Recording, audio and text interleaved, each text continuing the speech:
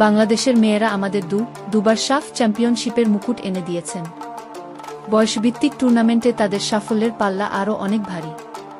গত বছর নেপালের কাঠমান্ডুর রঙ্গশালা স্টেডিয়ামে নেপালের বিরুদ্ধে ঋতুপর্ণা চাকমার গালটা চোখে লেগে আছে।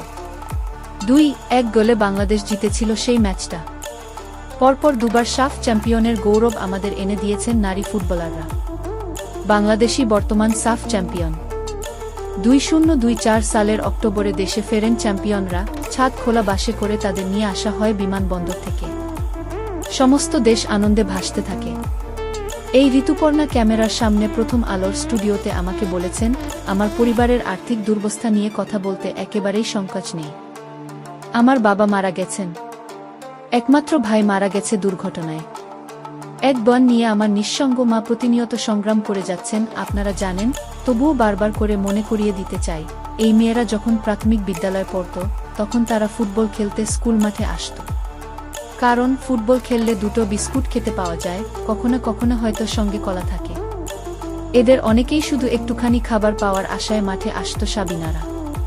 বাফুফে ভবনের নিচে কোচ পিটার বাটলারকে নিয়ে কথা বলেন সাবিনা রাজবি। প্রথম আলো।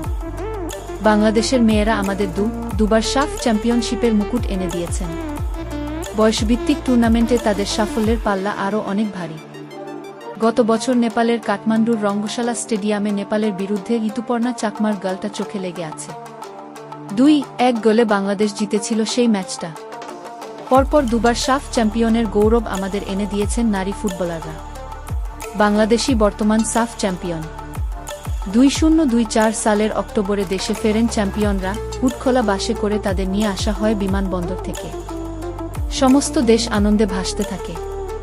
এই ঋতুপর্ণা ক্যামেরার সামনে প্রথম আলোর স্টুডিওতে আমাকে বলেছেন, আমার পরিবারের আর্থিক দুর্বস্থা নিয়ে কথা বলতে একেবারেই সংকোচ নেই।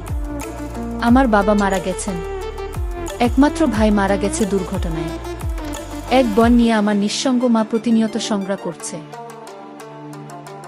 সকল প্রকার বিনোদন, সকল খবর আপডেট পেতে আমাদের ইউটিউব চ্যানেল এবং ফেসবুক পেজ বিশ্ব বাংলার তথ্য সাথেই থাকুন। ধন্যবাদ।